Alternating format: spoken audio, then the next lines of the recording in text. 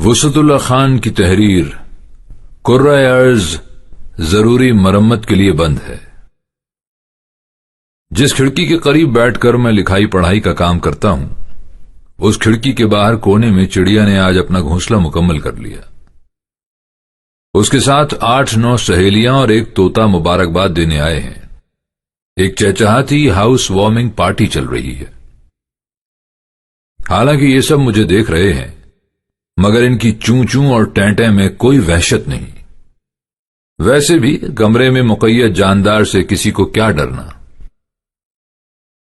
فیض صاحب جب تخت گرا رہے تھے اور تاج اچھال رہے تھے، یا پھر وہ دن کے جس کا وعدہ ہے ہم دیکھیں گے لکھ رہے تھے، تو انہیں کیا معلوم تھا کہ ایک دن یہ نظمیں انسان کے سوا کرۂ ارض کے ہر جاندار اور تازہ ہوا کو ترستے آسمان کا ترانہ بن جائیں گی۔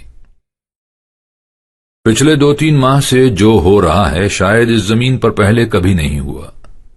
جسے ہم ترقی کا کارخانہ سمجھ رہے تھے، اس کے پہیے کو ایک نادیدہ دشمن نے روک دیا۔ 200 سے زائد لکیریں جو انسانوں کو روکنے کے لیے پاسپورٹ اور ویزے کے سپیڈ بریکرز بنا کر اس زمین پر کھینچی گئی تھیں، یکلخت بے معنی ہو گئیں۔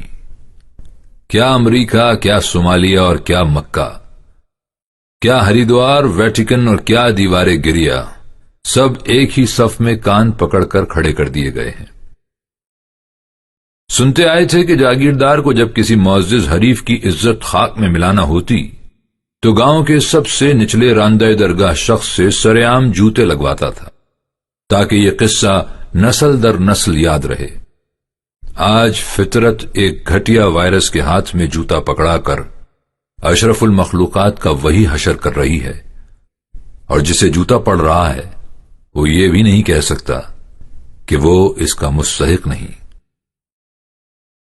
سنا ہے اب تک عالمی اسٹاک مارکیٹ میں 2.5 سے 3 ٹریلین ڈالر پانی ہو گئے۔ جانے ان 3 ٹریلین ڈالرز میں سے کتنی رقم ایمانداری سے کمائی گئی ہوگی، اور کتنا پیسہ کتنے لوگوں کا خون چوس کر، کتنے کروڑ درخت کاٹ کر، کتنے لاکھ ایکڑ زمین ریپ کر کے، کتنے بچوں کا دودھ اور نوالا چھین کر، کتنی ذخیرہ اندوزی اور ملاوٹ کر کے، کتنا سود وصول کر کے اور کتنی محنت سے کرپشن کر کے جمع کیا گیا ہوگا۔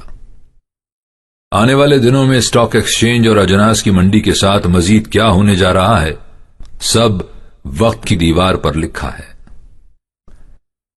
جس دنیا کے آدھے وسائل اور دولت 100 انسانوں یا ان کی کمپنیوں کے قبضے میں ہوں، ایسی جنت شداد کیسے کسی دیدہ و نادیدہ دشمن کے سامنے سیسا پلائی دیوار بن سکتی ہے؟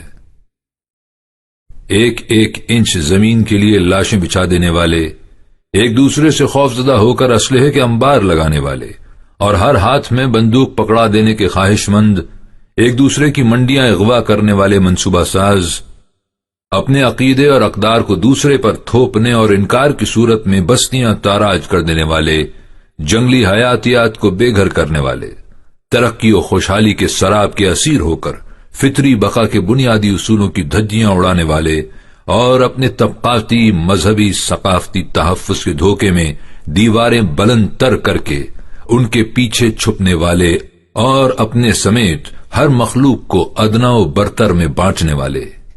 آج ان سب کے مکھیا کہہ رہے ہیں کہ اگر 2-2.5 کروڑ لوگوں کی قربانی لے کر بھی یہ وائرس ٹل جائے تو خدا کا شکر ادا کرتے ہوئے سمجھنا کہ سودا برا نہیں۔